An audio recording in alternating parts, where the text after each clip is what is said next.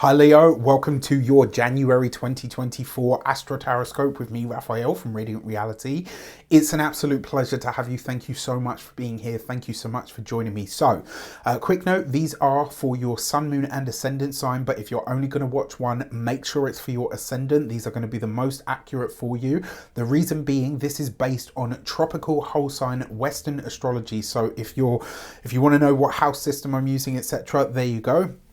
Now, that being said, remember, whenever we're looking at things from the astrological perspective, your ascendant sign is going to be the most accurate for that day to day. Give or take. Now, with that said, remember they are general readings. Not everything's going to resonate with everybody. That is just fine. Always use your own discernment. But more importantly, if you are a continued subby, you know Rafi loves you. And if you're new to my channel, please don't forget to like, share, and if you should so choose, and this resonates, hit that subscribe button. So before we start, as always, I would like to bless my decks of cards with all forms of love, light, peace, prosperity and abundance, and I pray that the messages that come through are ultimately clear and concise.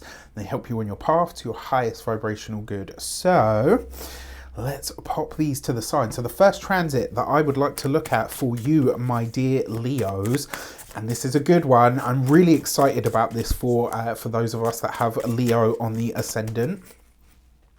Because Mars, on the 4th of the month, Mars comes into the sign of Capricorn. So everybody knows Mars comes into the sign of Capricorn, and Mars in Capricorn is exalted. This is where Mars does some of its best work, right? As if that wasn't good enough, Mars also exalts in the 6th house, which means not only does Mars do really well in Capricorn, it does really well in the 6th house. This is a very focused Mars that knows what it wants, knows how to get after it. That energy of, irritation and anger and all the rest of it is actually channeled and focused into something. This is a great energy. Mars coming into the sign of Capricorn is already exalted, but coming into the 6th house, he has double dignity in this place for you, right? So you'll probably now be turning your eye towards all of your New Year's resolutions. Especially for, your health kick goals and all of that kind of stuff. If you're watching this before January, you've got a heads up, so you can use this energy. It's a 4/5 week transit, give or take, but if you use it to build a strong habit of something, or even use it to get rid of something now, remember Mars cuts, removes, or severs ties with things. You could quit a bad habit, you could change your diet, you could even embark on a fitness journey of some sort. Everyone is doing this at this moment, right? Because it's the new year and we've passed through the temporal gateway. But no one else, apart from other Leo risings, have this transit taking place. You have a secret weapon in Mars in Capricorn. If you've got a Leo ascendant, to a lesser degree the sun and the moon, it will still be relevant for you somewhere. But if you have a Leo ascendant, this is a huge deal, because you have a doubly dignified Mars that is going to really help you ramp up production when it comes to all of these things.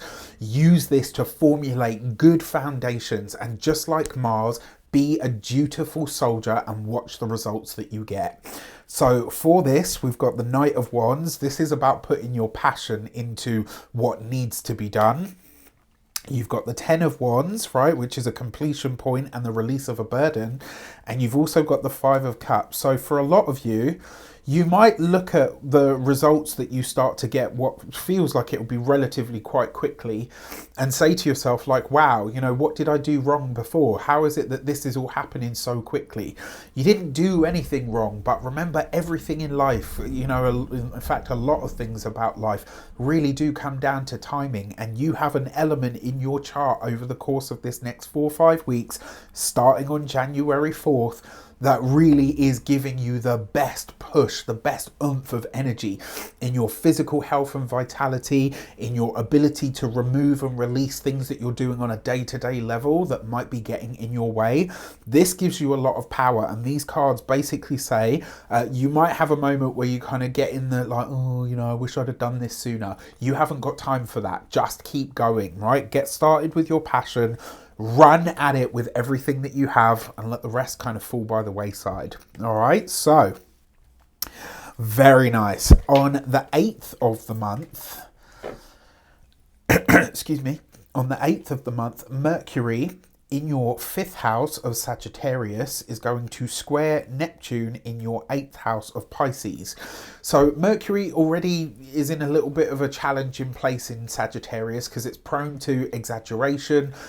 You know, Sag is very much big picture stuff, whereas Mercury is very much about detail stuff. So this because they're in a square energy to each other, this is an energy of challenge, right? It's enough friction or energy to really like piss you off effectively. Right now, until Mercury enters the sign of Capricorn, take everything when it comes to communication around romance, leisure, pleasure, joy, other people's money, wills, taxes, death, inheritance, all of the stuff around those things, especially joint finances, take it all with a pinch of salt over the course of this week. I'm calling this transit between like the 6th of the month and the 10th. The reason being because it comes exact on the 8th. So the 2 days before, the day of, and the 2 days after is like the transit window. So from the 6th to the 10th of the month, you just want to take all communication with a little bit of, don't buy into get rich quick schemes at this time. Really not the moment for it, especially if there's any declarations of undying love. It's not that they're not real, it's just the chances are things might feel slightly different when Mercury then moves into Capricorn, right? So with Pluto just about to come back into your relationship house and your romance sector, and then square to Neptune in your 8th house of sexuality, etc., you could get really lost in the source here. So just be mindful, all right? Now, you could get tied up in something or someone, right, and potentially really misread the signals. So they might think that it's just a good time and you think it's more, or, they might think it's more and you think it's, so keep it lighthearted, keep the communication open and really listen to what you're being told. This is a miscommunication of larger proportions. It is, however, very good for spiritual writing, creative endeavors, and all manner of erotic fiction writing. So if you're into any of those kinds of things, this transit could actually be very wonderful for you. I would also be careful about any and all joint financial situations. So for this, you've got the 5 of Swords. That's an argument or potentially a miscommunication. You've got the King of Pentacles around some kind of financial matter, and you've got the Ace of Pentacles, which is could be your home and or your living situation. So watch out for that. Now, that being said, the King of Pentacles with the Ace of Pentacles can be some kind of financial advancement, but you've got this 5 of Swords here, which does, sorry, I thought I didn't have my mic on for a moment, which does suggest that there's potentially some kind of issue that's getting in the way of what could be a financial blessing of some sort. I mean, I really like this for either a home-based business or some kind of resources that make their way to you. I just want you to be conscious that not everything is clearly communicated at this time, so you have to be careful.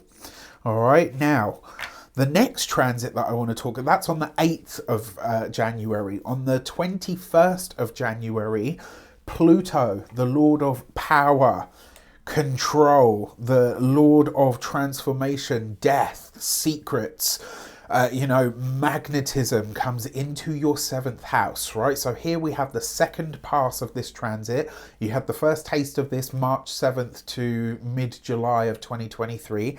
This and the one previously, I see it as giving us a taster to show us what it's going to be like for the next 20 years, right? So this is a powerful energy, the energy of power, death, control, depth, intensity, secrets, right? Coming into your 7th house of relationships, partnerships, significant others. This is personal, professional, or platonic kinds of contracts and commitments and connections. They are going to take on a much deeper significance, and you will feel the pull that you need to take and the need to take them that much more seriously. For that reason, I'm going to say this from now, Leo, be very, very selective about who you mix with, who you mingle with, right? Don't let just anyone have access to you from now on. So you have to be really, really intentional about who gets access to you and to your inner sanctums, whether those be spiritual, mental, or physical, if you get my drift, yeah? This ain't about letting just every, fuck boy or fuck girl into your space all of those spaces. You feel me? Okay, right? So Pluto, and the reason I say this is because Saturn might be the lord of boundaries, but it's Pluto who reinforces them from within, right? So Pluto will immediately conjunct the sun, your ruling planet, coming into the sign of Aquarius at the same time as Pluto, right? So pretty big deal. And so in essence, how you do relationships and what you will or won't accept is shifting massively, right? In many ways, the jig is up. So I feel sorry for anybody that tries to mess around with the Leos from here on in, and Aquarius people from here on in. There's going to be no more putting up with any BS, right? That said, unconscious navigation of this transit looks like power struggles and obsessions. If it's healthy and you're conscious of using this energy, it could attract wealthy, powerful, or even intense people, lovers, business partners, or even clandestine affairs. There's a possibility for that as well. And maybe those who are those above. Now, I have to say, I would happily be a sugar baby if there's anyone else watching this out there. Jason Momoa, you have my heart, you can have my body as well. I jest, right? I totally jest. But yeah, all of the things that I mentioned there can absolutely be a part of this. So for this, you've got the Fool card, you've got the Six of Pentacles, and you've got the Nine of Wands. So there's a few ways that this could show up. One of them could be a big realization about how a relationship that's in your life is no longer fairly stacked, and you're no longer willing to accept it for being unevenly stacked, right? Maybe you're giving too much, maybe you're expected, too much is expected of you, maybe there's too much on your shoulders. Whatever the case might be, you are no longer here for that. Now, that being said, there is potential here, because it's the Fool card, or the Green Man in this deck, with the Six of Pentacles. There is a chance that you could meet or connect with somebody who really does want a proper exchange with you. It's just about really figuring out what that means for you and whether their idea of an exchange actually works for you. All right, so it really is about fairness and equality from here on in. Remember, the seventh house is naturally ruled by Libra, even though Libra for you in your chart is the third house, but it has a Libran slant to it. And with Pluto in the sign of Aquarius in your seventh house, you will not accept relationships or any kind of, whether it's a friendship, whether it's a partnership, whatever it is from now on. If you ain't giving the same as what you're getting, don't expect nothing from me, right? And that goes for all Leos, Sun, Moon, or Ascendant. That's how I think a lot of Leos are going to start to operate from here on in. Leo's a very generous sign, and they usually always give way more than they get in return. But this Pluto transit is about to shut that shit down for real. Okay, so I'm interested, intrigued, and kind of excited. That's the 21st of the month. On the 23rd of the month, Venus is going to join Mars, her celestial lover, in the sign of Capricorn in your 6th house. So if Mars is helping you break bad habits, set really good routines, really do the hard work around weight loss and, or changing your appearance or whatever, because the 6th house is your body and it's also your work, Mars sees you being the dutiful soldier. It's like, even if I can't see results yet, fuck it, I'm just going to keep showing up. I'm just going to keep showing up. I'm just keep showing up. When Venus comes into this house, she then says, okay, I see you've been working really hard. Let me start to show you some of these results. Venus beautifies and cleans and clears up everything that she touches. She's also a sensitivity to sugar, so be careful with this, because this could be where maybe Venus tries to undermine some of your hard work, right? So you've got to keep your focus. Now, on top of that, as if that wasn't enough, Mercury will also now be in this 6th house. There's a massive emphasis on the 6th house: health, harmony, your routines, your physical body, your appearance, how you carry yourself, your rituals and routines, and how you do life on that day-to-day basis. You could start seeing results here, but as I said, watch out for Venus and her sweet tooth inducing self. This could also be, though, remember Venus rules money and pleasure and diplomacy and harmony, right? So she could be helping you not only get more results, but she could also, because Venus rules your communications and your career, right? And your 6th house is very much about your work. And so what this I take to mean is that there could be some kind of advancement through the career because people see how hard you are willing to go to the bat and how hard you are willing to work. I love this for making plans more coherent, operations in all senses becoming smoother. Like if you're not working, this is likely to be around your health and the maintenance of your body. If you have pets, they could be bringing untold joy to you at this time. So totally here for that. For this, look at that. The Empress, right? So in this deck, it's called the Earth Mother, but this is the Empress, and the Empress is Venus. So I'm taking this as a very good sign, a very good omen. You've got this with the Hermit card. So in this deck, it's the Holly King, but the Hermit card is Virgo energy, and so naturally rules the 6th house energies as well, right? This is you pulling away. So, I mean, look. What? With the 10 of Pentacles. All right. Okay. So Leo's coming for this glow up, honey. Whether it comes to your home and your living situation, whether it comes to your career and your finances, whether it comes to your physical health and vitality, or all of the above, Leo is here for that glow up. I love this. I really love this. I actually think Venus moving through Capricorn is going to be a very welcome energy, and with such an emphasis on this 6th house, whatever you're seeing results with, right? And for some of you, and this is really interesting, because for a lot of you, I feel like this is around your skin. I don't know who this is. I don't know who's watching this and saying, you know, I've got acne, or, you know, my skin's been really bad, or like whatever the case might be, or maybe I've got stretch marks that I want to get rid of.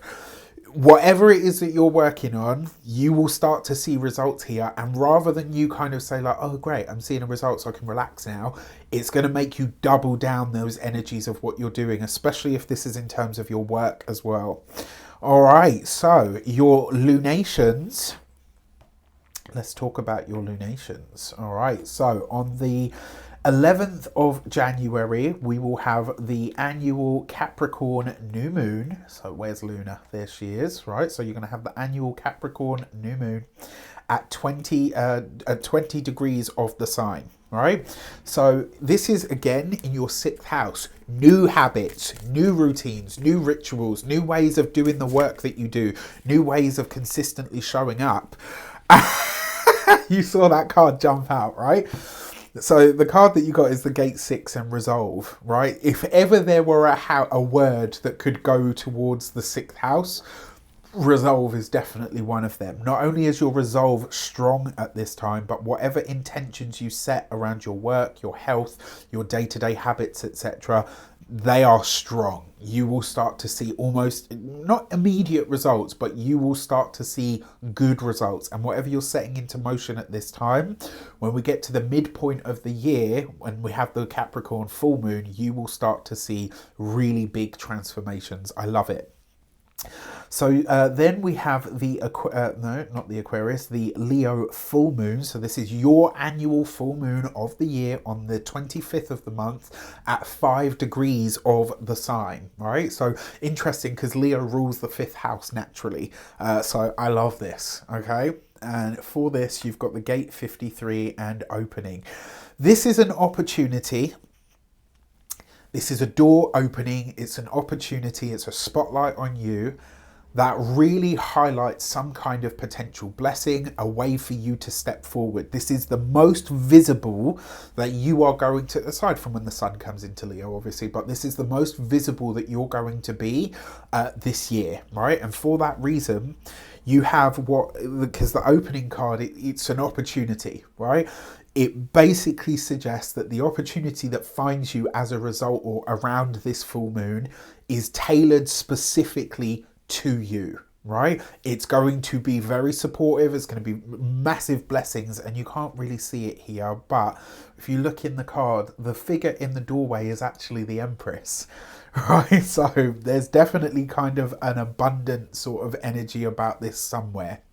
Now, if you love the way that I do astrology, and if you love the Astro Tarot videos, you can get one of these. It's a personal session. We sit for 75 minutes, you and me, where we will go through, we'll have a look at your chart, and then we'll look at the big transits that are coming up for you in the days ahead. If you want to get one of those, you can do that on the link in the description box below. If you want to get a tarot reading or any of my other services, it's all there in the link in the description box. Check it out.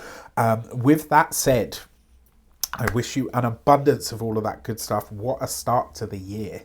Have a fantastic January. Let me know in the comments how it shapes up. Take care, and I'll see you soon.